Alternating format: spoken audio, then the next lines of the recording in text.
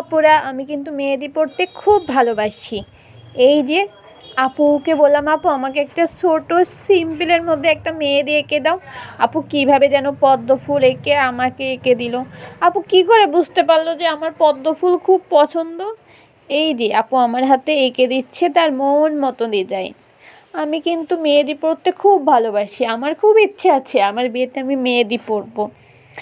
আপনারা, আমি কিন্তু কখনো প্রফেশনালি কখনো মেহেদি দিইনি, কিন্তু এইবার আপু আমাকে ছোট্ট করে হাতে একটু মেহেদি এঁকে দিল। আমার হাতে খুবই অল্প সময় ছিল, তারপরেও আপু এত সুন্দর করে এঁকেছে আমার মেহেদি, কি বলবো।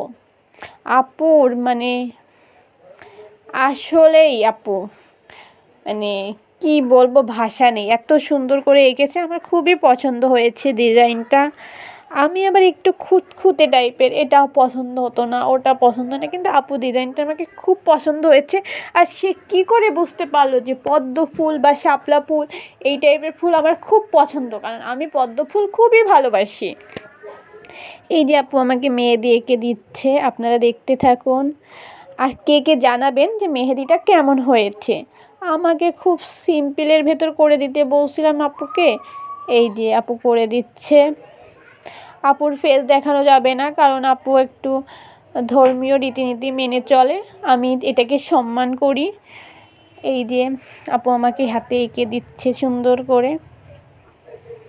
আপনাদের এরকম আপনাদের বান্ধবীরা বা বোনেরা কে কে আপনাকে এরকমভাবে সুন্দর করে মেহেদি এঁকে দেয়, তাকে কিন্তু এই ফেসবুকের কমেন্টে মেনশন করতে পারেন।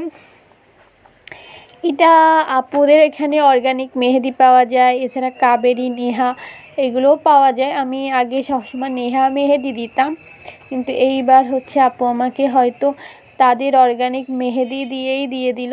আর এটা খুবই ভালো, এটা বাচ্চাদেরকেও দেওয়া যায়, এটা খুবই ভালো, কিন্তু পেজের নামটা আমার ঠিক মনে নেই। আপু অনেক সুন্দর করে আমাকে এঁকে দিয়েছে, অনেক ব্যস্ততা ছিল তার মধ্যেও আপু আমাকে এঁকে দিয়েছে। আপুর প্রতি আমি অসংখ্য কৃতজ্ঞ।